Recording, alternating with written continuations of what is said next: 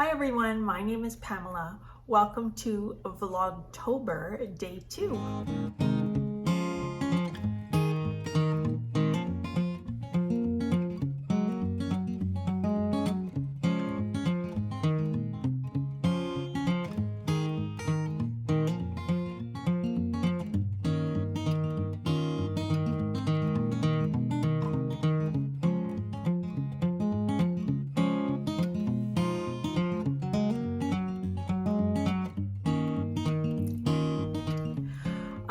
Let's get started. Let's talk about knitting.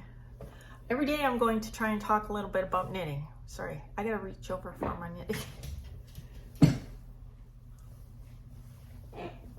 Okay, so this is a finished object that you have not seen before. Okay, so this is the Sunday shawl.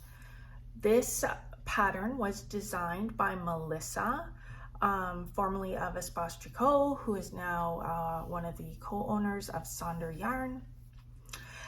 This pattern was, I'm going to hold it up, you won't be able to see my face, so just a second here.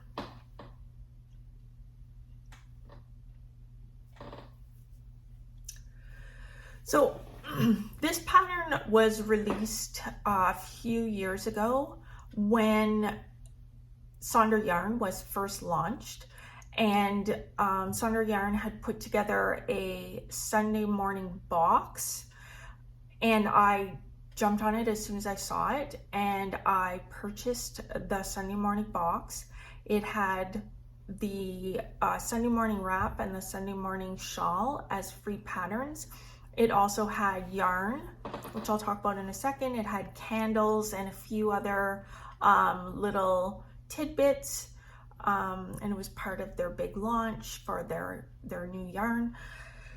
So fast forward a few years, and my local yarn store was holding a class for doing the Sunday morning shawl. And you're probably wondering why I took a class to make the shawl, or you might be wondering that if you've been watching any of my videos. The reason I decided to take the class is because I really feel strongly that it's important to always keep learning, and that, you know, when you take a class with somebody, sometimes you learn some new techniques that you didn't know about. You know, you may always be doing things a certain way, and then you take a class and you find out, hey, you know, there's another way to do this, there's a better way to do this, and the person who's teaching the class can all show you hands-on, so it's not like watching a YouTube video. I do learn a lot of my techniques through YouTube videos. I'm not knocking YouTube videos whatsoever, but sometimes it's nice to have a person who can correct you right away if you're doing something differently. So as an example, one of the techniques that we learned when we were working on this project was how to weave in your ends by doing duplicate stitches. And I had never thought of weaving in my ends that way. Sometimes I do the weave in Steven. Sometimes after the fact, I just weave the ends into purl bumps, but I never specifically thought of weaving in ends using a duplicate stitch. So that was something that I had learned, and she taught us how to do it on the knit side and the purl side. So actually that's something I have to practice.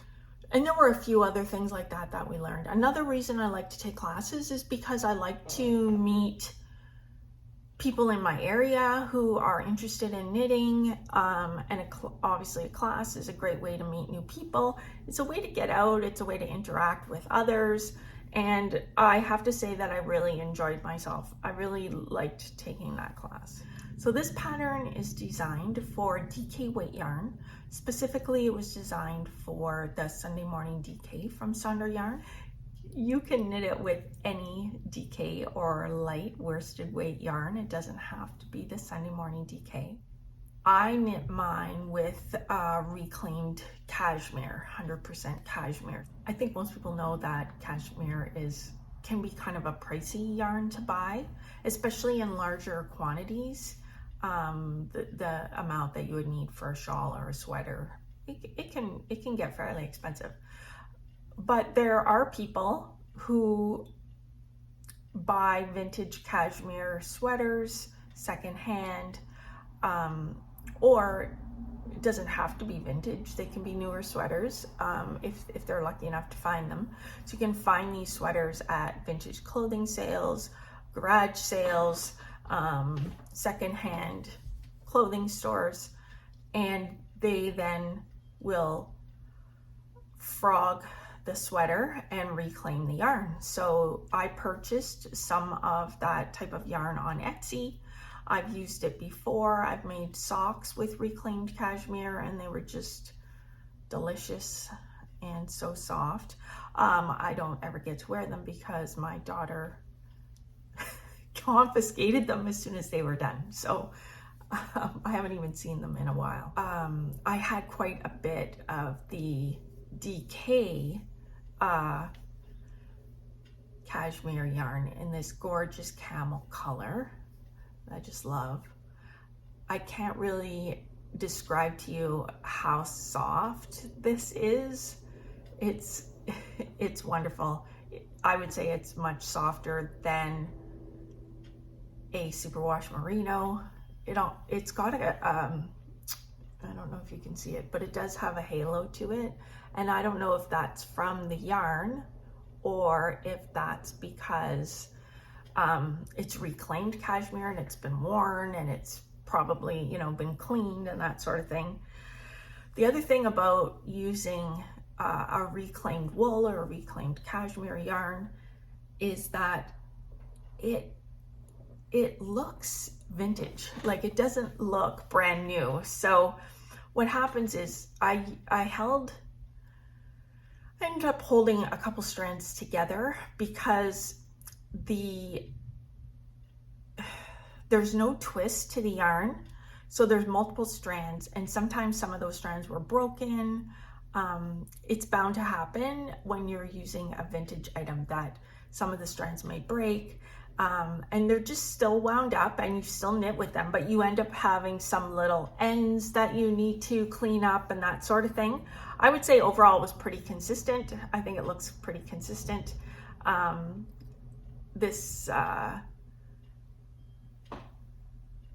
it still has that vintagey feel, almost like it was your grandmother's shawl. And I love that about it. It's a twisted rib. It's got a twisted rib pattern in it and a twisted rib border. I did find that the twisted rib section kind of hurt my hands a little bit. It wasn't too bad in the beginning because you're starting at the smaller side and the shawl gets bigger as you work your way down. But I did find that as the rows of twisted rib got longer and longer, my hands were starting to hurt a little bit. And actually wasn't too bad on the knit side. It was more on the purl side, I would say. Anyways, I do love this. For me, so this shawl definitely has like a wrong side and a right side. So I'll put this. And generally I'm the type of person who will wear my shawl like a granny shawl. I like to wear it on my shoulders. But you could also wear it, kind of like up like this and then tuck it under like this with a nice coat. I'm not doing a very good job of that, am I? Okay, let me try that again. There we go, that'll look better. So you could wear this with a really nice like black coat outside. You could even wear this with a jean jacket. Now, I'm Canadian, so we think everything looks good with a jean jacket. But in this case, I think it's valid. Anyways, you could use a pin. Okay, I'm not great at styling things. I just like to be comfortable.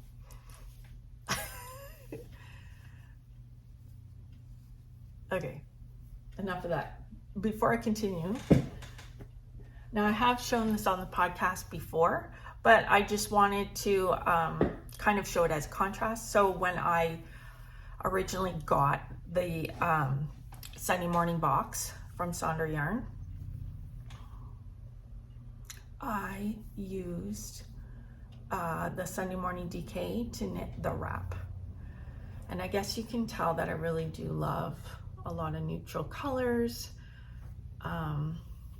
This was a pretty straightforward pattern, nice and relaxing. And I actually knit it when I was on a small vacation to Muskoka, the Muskoka area. So now every time I look at the shawl, wear the shawl, or use the shawl, I think of my weekend at the Muskokas, and it was really nice and relaxing and enjoyable. So this is a completely different feel. This yarn's a bit toothier. I wouldn't say it's rough. I don't even think I would classify it as, I wouldn't even say it's rustic for me. It's got beautiful stitch definition. If you can see on the twisted rib, got a really nice stitch definition. And I love both these shawls. I don't think it had it on the wrap pattern, but the Sunday Morning Shawl pattern has baubles that run along right before the final ribbing. They have rows of baubles. So I was running out, because I decided to hold my yarn double, because there were some thick and thin areas and I wanted it to be more even. I obviously ran out of yarn a lot quicker than I was expecting. So as I was getting close, so a couple modifications I had to make were that this last stockinette section is short a few rows. I stopped early, and then I omitted the baubles, and the twisted rib border is also a few rows short of what it should be. It should be a little bit bigger than that, maybe. I think I did 10 rows, and I think it's 16 that is required. So those are the modifications I made. I still like it. It's still blocked up to a really nice, decent size, and I know I will get a lot of wear out of it. I'm either gonna wear, I just finished it, so I'm either gonna wear it or I'm gonna gift it. I haven't decided yet. Oh, and I should mention that those two patterns, the Sunday Morning Wrap and the Sunday Morning Shawl, are free patterns on Ravelry, and I will link them in the description box below.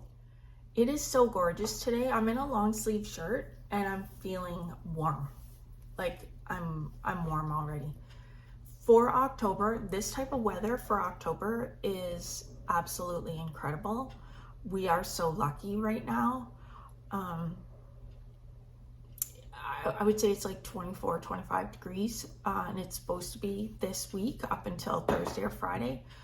That's unheard of for October. That's a summer day. So I'm not sure what that is in Fahrenheit. I think it's like mid to high 70s, not early 80s, low 80s, not the early 80s, the low 80s. Anyways, it's gorgeous. I think you can see, so off my deck, that's my side yard right here. And I think you can see like the leaves are just turning and they're so stunning. So yesterday, I talked about the different types of books that are on my fall bucket list. And one of them is to read a dark academia book. So here is one. It's called If We Were Villains.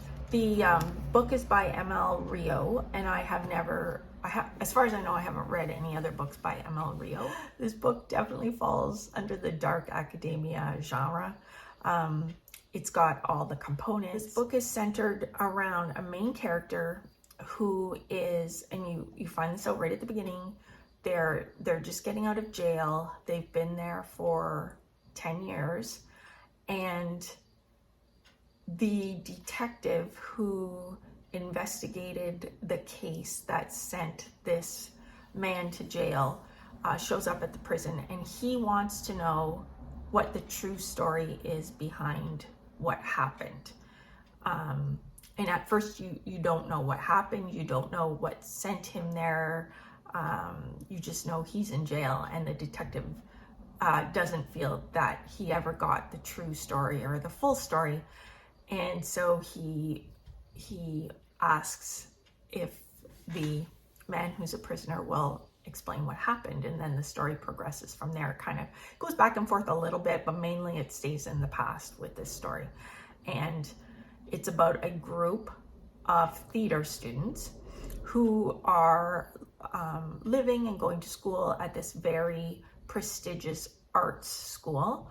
Of course, it's isolated. Of course, it's in has these old buildings that were donated to the school when the school was founded. There's a lake on campus. These fourth-year theater students live in one of the buildings that's kind of isolated from the rest of the campus. It's called,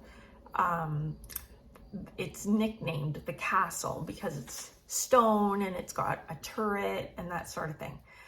And these theater students, all they perform are Shakespearean plays as part of the curriculum of this university. And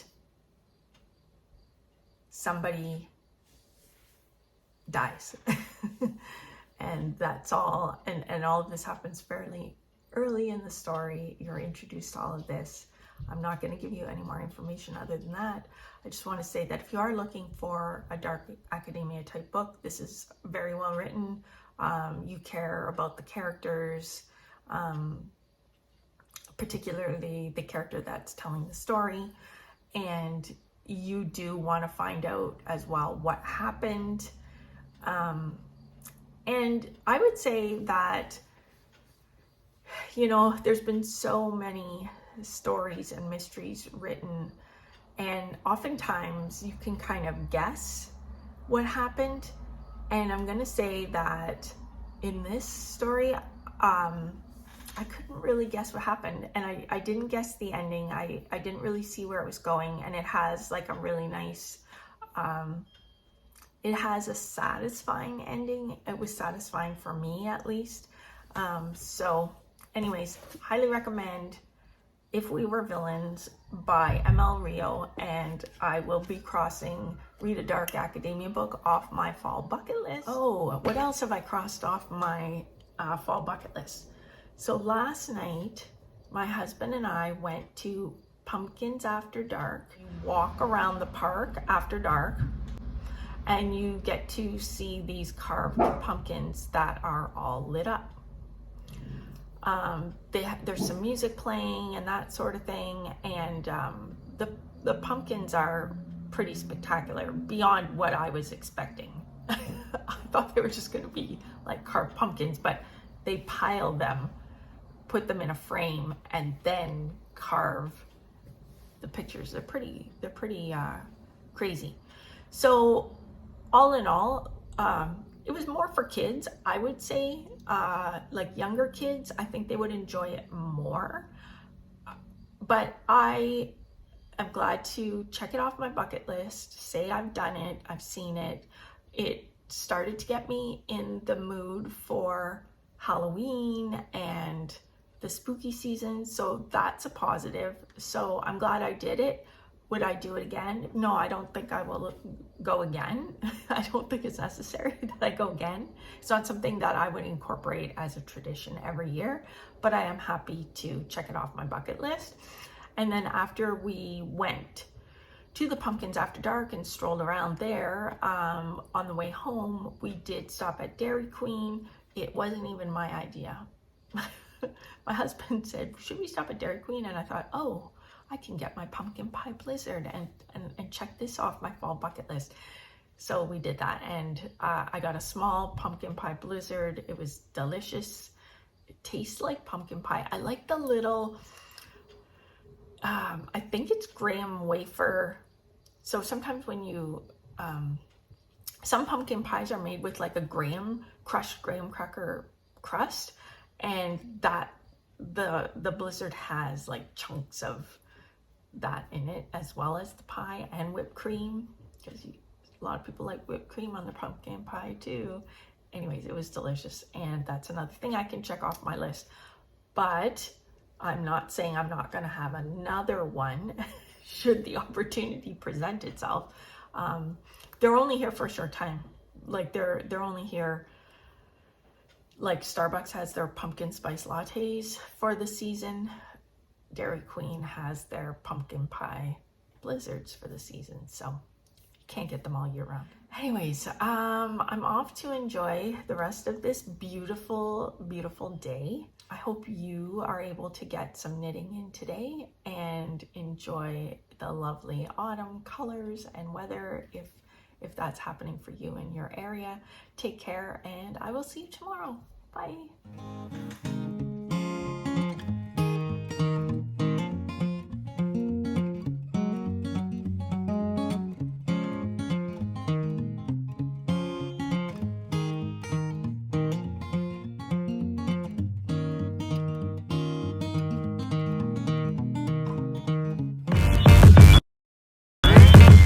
Damn.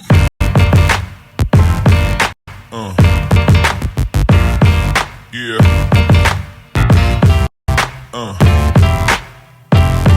Yeah.